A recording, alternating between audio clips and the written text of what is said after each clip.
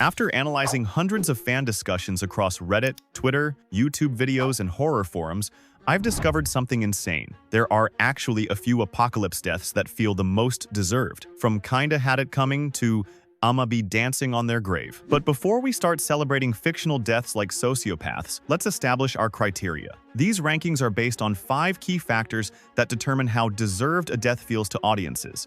Group harm. How much does this person endanger others?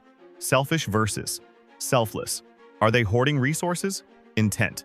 Are they malicious or just plain stupid? Redeemability. Could they change? Audience satisfaction. How much do fans celebrate when they finally bite it? Starting our list with the character nobody wanted to babysit during the apocalypse. The Whiner.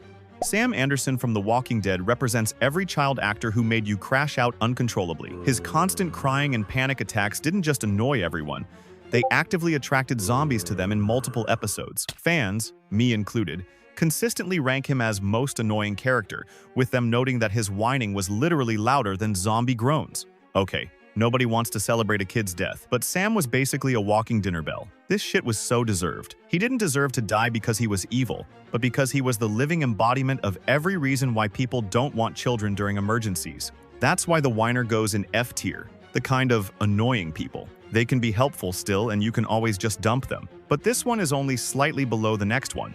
The Coward. Ron's character arc, from The Walking Dead, was basically a masterclass in how not to handle stress. When Alexandria was overrun, instead of fighting or helping others escape, he panicked, abandoned his responsibilities, and tried to murder the main character out of jealousy. What a nice guy. His death came when his cowardice finally caught up with him in the most predictable way possible. Ron represents the kind of person who would absolutely push you toward zombies to save themselves. His death felt deserved not because he was actively malicious initially, but because his cowardice actively endangered everyone around him.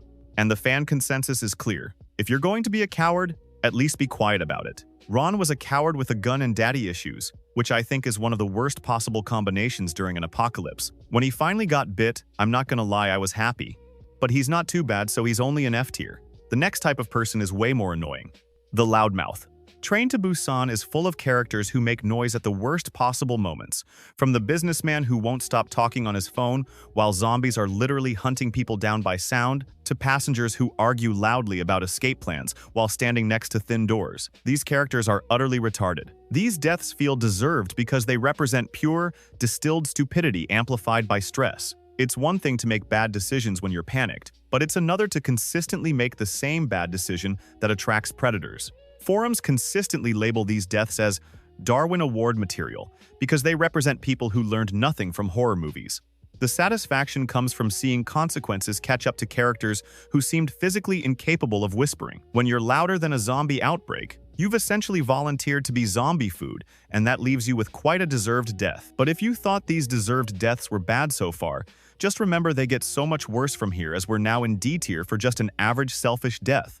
The Hoarder. These characters appear across multiple apocalypse stories as the people who secretly stockpile medicine, food, and ammunition while others starve. Not cool, guys. In the Walking Dead universe, several minor characters fit this mold, hiding supplies that could save lives while watching others suffer. Fan discussions consistently identify resource hoarding as a quick path to group expulsion or worse. The satisfaction in these deaths comes from seeing greed punished by the very thing they hoarded for. There's poetic justice in watching someone who stockpiled antibiotics die from an infection because they refused to share with the group's doctor, who then couldn't help them in return. It's not that survival preparation is wrong, but there's a difference between being cautious and being a parasitic member of society. When your survival strategy relies on everyone else dying first, don't be surprised when everyone else decides you should go first instead. Reddit polls consistently show that audiences view these characters as deserving their isolation, which, in apocalypse terms, means deserving death. The Bully. These appear in countless zombie films as the characters who use the chaos to intimidate weaker survivors, steal from children, or establish dominance through cruelty. They typically last just long enough to be really annoying before karma catches up. Fan communities celebrate their deaths as bullies become bait moments. What makes these deaths satisfying is the irony factor. These characters spent the pre-apocalypse world picking on people they perceived as weak, only to discover that physical strength means nothing when you're facing creatures that don't care about your reputation. There's deep satisfaction in watching someone who built their identity on intimidation get intimidated by something genuinely scary. The apocalypse doesn't care about your social status, your connections, or how tough you think you are. When bullies get bit, it feels like the universe finally evening the score. Plus, their deaths often happen because they're too proud to run away or ask for help, which makes it feel even more deserved. The Liar.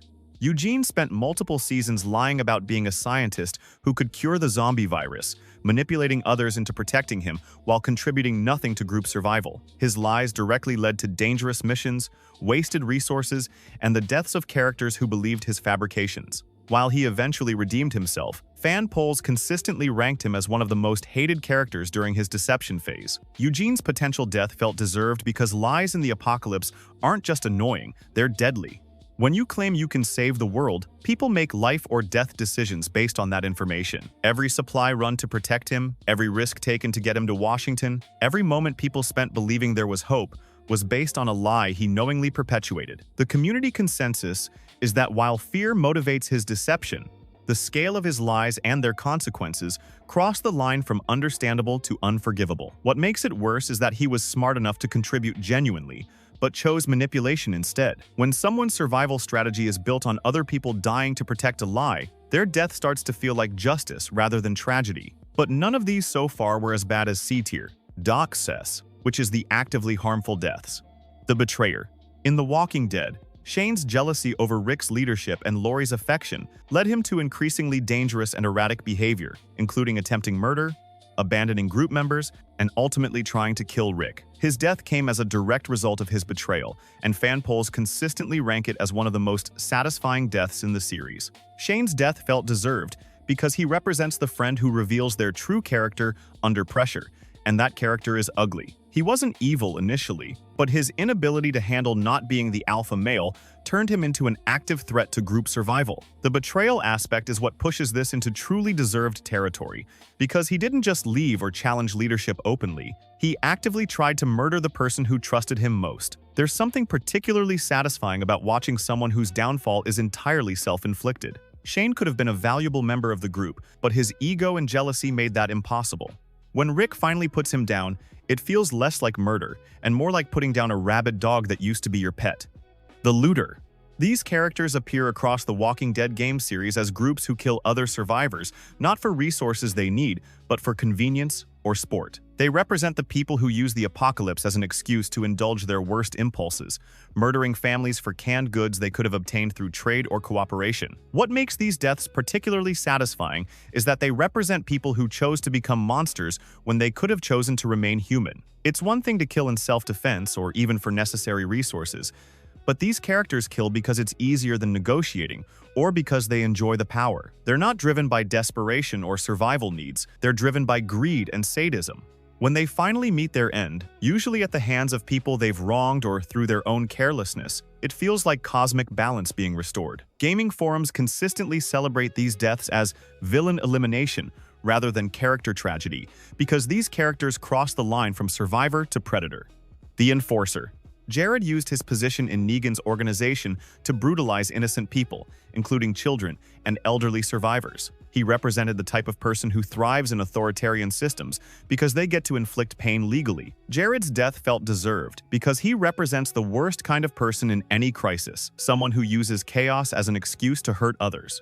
He wasn't just following orders or trying to survive, he was actively enjoying the suffering he caused. The satisfaction in his death comes from watching someone who built their identity on making others afraid finally experience that same fear themselves. There's also poetic justice in the way he dies, typically abandoned by the same system he served when he becomes inconvenient. Characters like Jared prove that some people don't become monsters during the apocalypse, they just finally get the opportunity to show what they always were underneath.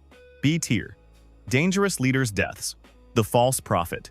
These appear throughout post-apocalyptic fiction as leaders who use religious or ideological fervor to lead groups to destruction. They promise salvation while delivering doom, often sacrificing their followers for personal gain or delusional beliefs. Examples include various cult leaders in the Walking Dead universe and similar media. False prophet deaths feel deserved because they represent the ultimate betrayal of trust. People follow these leaders because they promise hope and guidance, but instead, they deliver false promises that get everyone killed. What makes it worse is that these characters often believe their own lies, making them dangerous through delusion rather than just malice.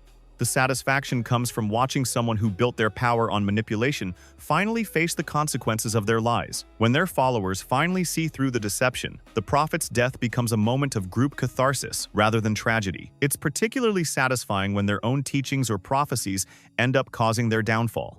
The Cannibal. The Terminus group in The Walking Dead lured survivors with promises of sanctuary, then butchered and ate them. Their deaths were ranked by Screen Rant as among the most satisfying in the series because they represented people who had crossed the ultimate moral line while maintaining a facade of civilization. Cannibal deaths feel deeply deserved because they represent humanity's final moral boundary being crossed. It's one thing to kill for resources or territory, but eating other people puts you firmly in monster territory, regardless of your justifications. The satisfaction in these deaths comes from seeing people who treated others as livestock finally being treated as the monsters they became. There's also poetic justice in how they often die by the same violence they inflicted on others. The consensus among horror communities is that once you start eating people, you've forfeited your right to be treated as human.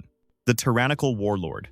The governor created a fascist paradise in Woodbury, complete with gladiator fights, heads in aquariums, and the systematic oppression of anyone who disagreed with him. He waged war against other communities for resources and power, leading to countless deaths. His eventual demise was celebrated by fans as long overdue justice. The governor's death felt deserved because he represented everything wrong with post-apocalyptic leadership taken to its extreme. He didn't just make hard choices for survival, he actively chose cruelty and oppression as governing principles. What makes his death particularly satisfying is that it comes as a direct result of his own paranoia and brutality turning his supporters against him. There's deep irony in a character who gained power through violence ultimately being destroyed by that same violence. His death serves as a reminder that empires built on fear and oppression contain the seeds of their own destruction, and audiences love seeing that principle play out.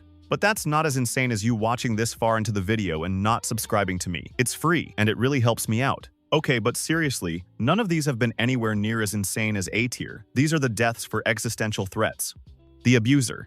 These characters appear across apocalypse fiction as people who sexually assault, abuse, or exploit children, women, and other vulnerable survivors while hiding behind a mask of helpful group member. Their deaths are consistently celebrated by fan communities as necessary protection for other survivors. These deaths feel not just deserved but necessary because they represent existential threats to group cohesion and safety. It's impossible to maintain a functioning survivor community when predators are operating within it. What makes these particularly satisfying is that they often come at the hands of their victims or people protecting the vulnerable, making it feel like justice rather than revenge. The apocalypse strips away many social protections, making these predators even more dangerous than they would be in normal times. When they're eliminated, it's not just removing one bad person, it's removing a cancer that would eventually destroy the entire group from within. The Infected Hider. These characters appear across zombie media as people who conceal zombie bites or infections, putting entire groups at risk. Their eventual transformation often leads to multiple deaths, making their concealment feel like mass murder through negligence. Infected Hider deaths feel deserved because they represent the ultimate selfish act in a zombie apocalypse. By hiding their infection, they're essentially planting a time bomb in the middle of their community. What makes this particularly infuriating is that it's often driven by denial rather than malice, but the results are the same: dead friends and family members who trusted them. The satisfaction in these deaths comes from preventing catastrophe rather than punishing evil. When someone is discovered hiding a bite and killed before turning, it feels like dodging a bullet that could have destroyed everyone. Ethics debates rage about mercy killing the infected, but the consensus is clear. One life versus many lives isn't really a debate. S tier. Ultimate Villains Deaths. The Mass Executioner. Alpha, leader of the Whisperers, orchestrated mass killings, including the infamous Pike scene where she murdered multiple beloved characters to send a message. Her death was ranked by multiple fan sites as peak satisfaction after seasons of building hatred for her character. Alpha's death felt deserved because she represented ideology taken to its most murderous extreme. She didn't just kill for resources or power, she killed to prove philosophical points about strength and survival. The Pike scene alone made her death feel necessary rather than just satisfying. What pushes this into top-tier deserved death territory is the scale and deliberateness of her cruelty. She didn't kill in passion or desperation. She planned and executed mass murder as a form of communication. When she finally dies, it feels like justice for every single person she killed, and every person who lived in fear of her. There's also poetic justice in how her own philosophy of the strong survive ultimately leads to her downfall. The ultimate betrayer.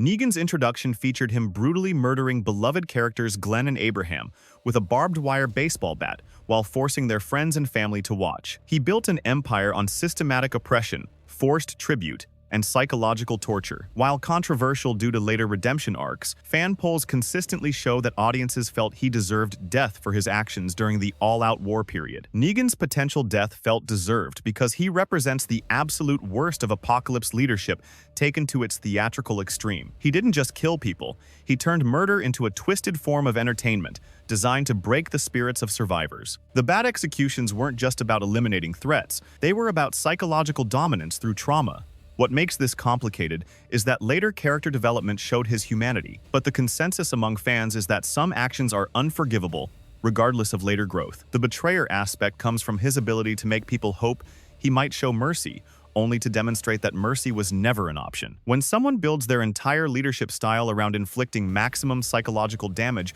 while killing your friends, their death starts to feel less like justice and more like long overdue pest control. The ultimate irony is that many fans argue his survival and redemption arc actually felt less satisfying than his death would have been. Sometimes the most deserved deaths are the ones that never happen, leaving audiences with a sense of incomplete justice that mirrors real-world frustrations with accountability.